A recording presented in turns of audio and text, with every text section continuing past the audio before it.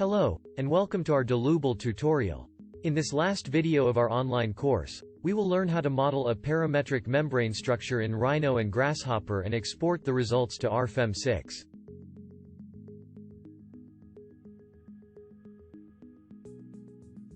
First, we create a point using the construct point component from the Vector tab.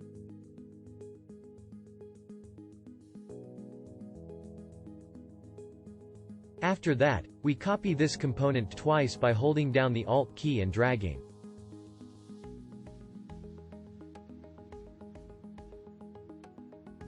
For the second, we set up a range for the x-coordinate, for example, from 1 to 20. Then, we enter width for this slider name.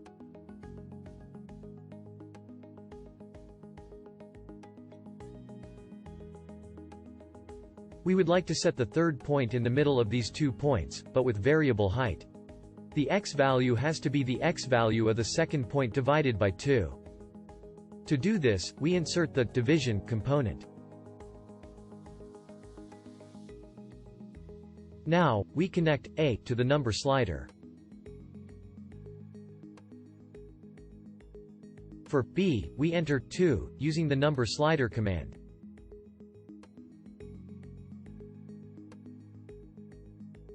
Afterwards, we set up a new range for the z-coordinate, for example, from 1 to 15. After that, we enter height for this slider name.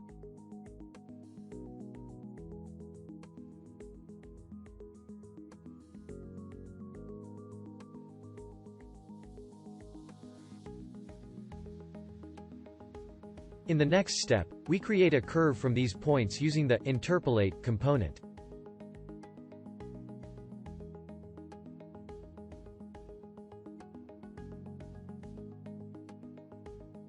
After that, we plug the 3 points into this component.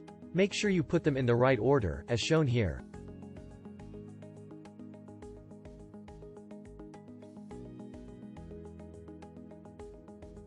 Next, we copy this curve as well as the points in the y direction using the move component.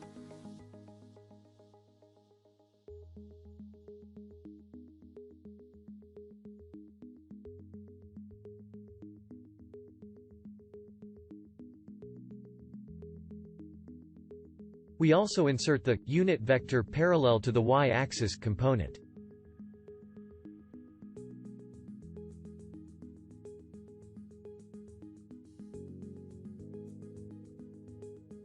Now we set up a new range, for example, from 1 to 30. Then we enter length for this slider name.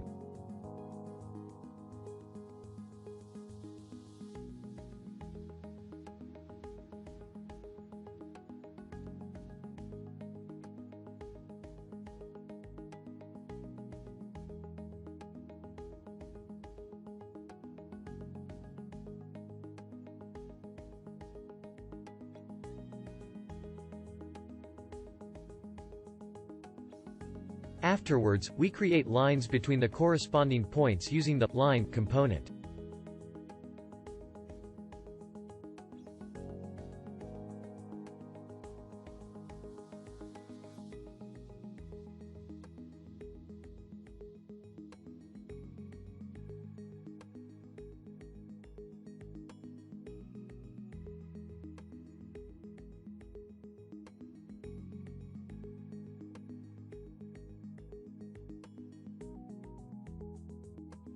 After that, we create a surface through these 2 curves using the loft component.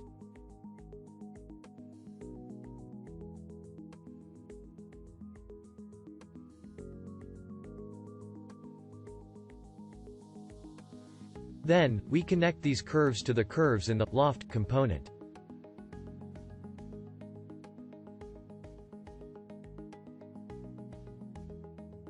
In the next step, we mirror all these components using the mirror component.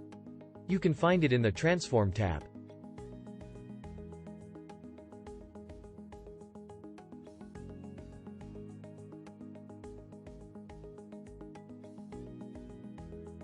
As shown here, the mirror plane is YZ by default. We have to change it to XZ using the XZ plane component, which is in the Vector tab.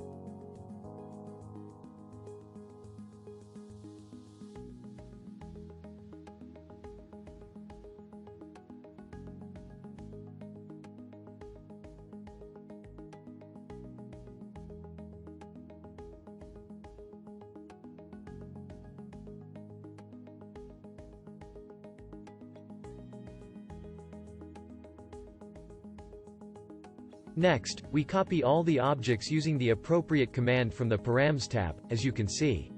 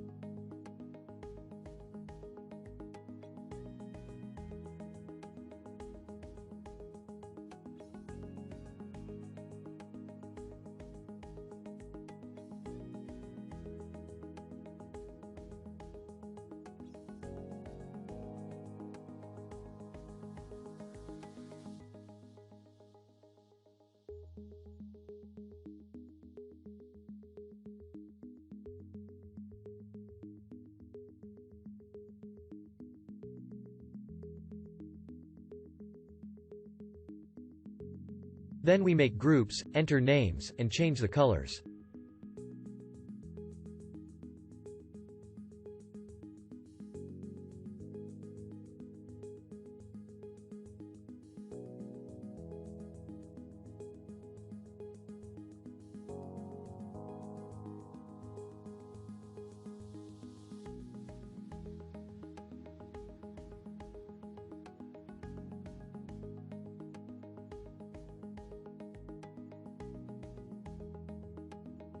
Next, we put all the number slider commands together in a group to control all the parameters easily.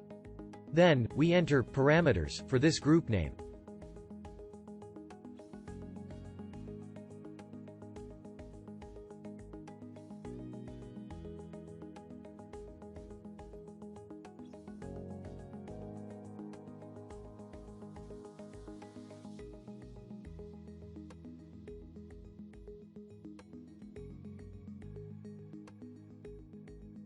Now we assign members to these lines using the member component.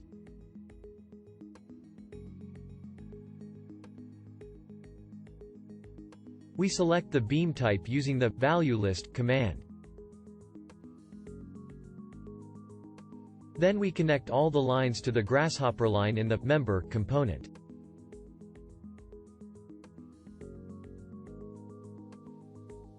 After that, we define cross-sections using the section component.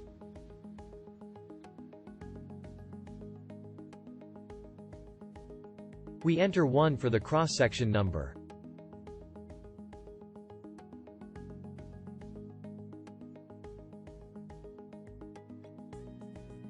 And CHS 193.7 times 5 for the section name.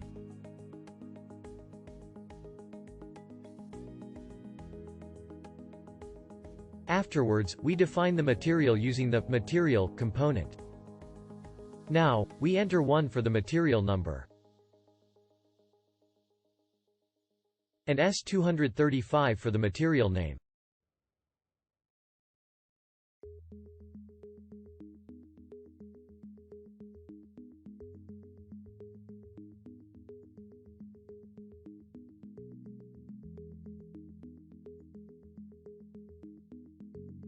Next, we transfer these model data to RFEM 6 using the Dlubal component, RFEM 6 export component. To start the export, we use the Boolean toggle command.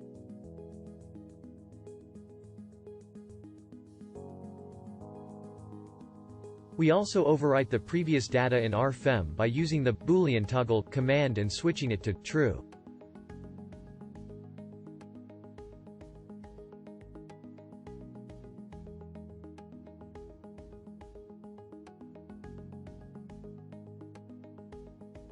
To perform the export, we double-click the Boolean toggle command.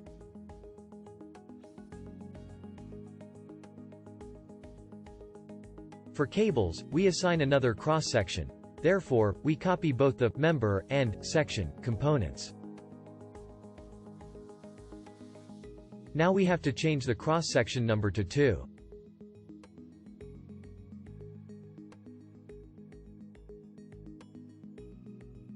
The cross-section name to R20. And the member type to cable.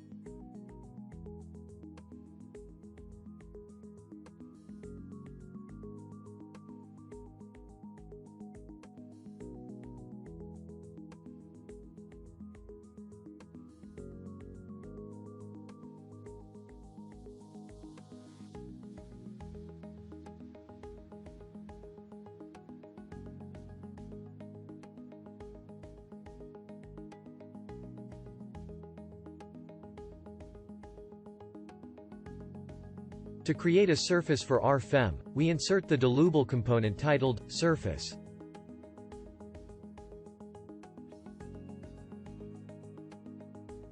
First, we connect the surface to the grasshopper surface in the component.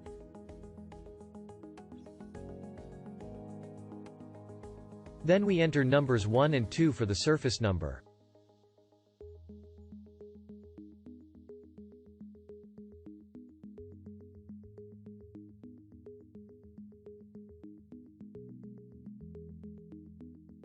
To define the stiffness type, we insert the value list command, then select type membrane.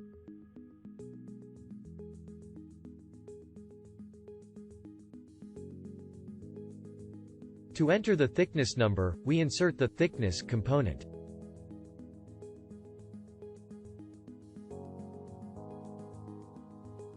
For this component, we have to enter the thickness number.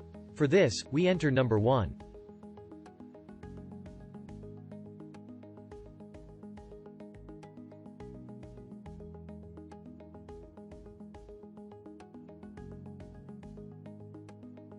We also have to enter the thickness value using the number slider command.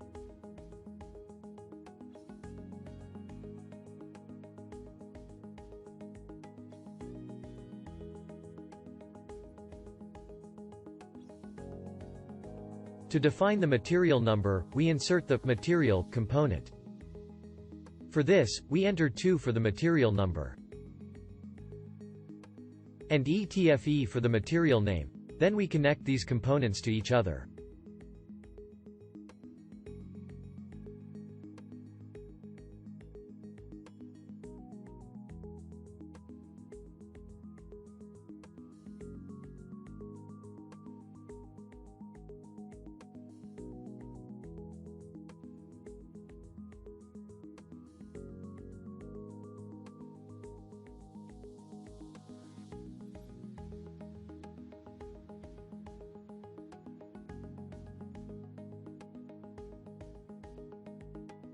Finally, we assign rigid supports using the nodal support component. First, we have to connect the nodes to the grasshopper node in the component. After that, we enter the support conditions using the panel command.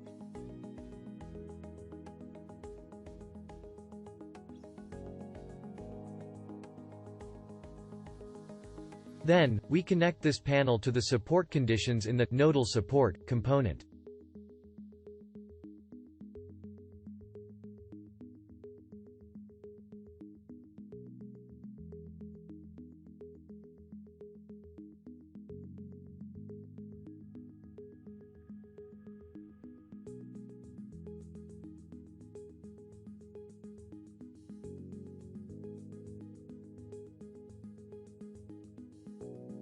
Thank you for watching. If you have any questions, you can write them in the comment section below.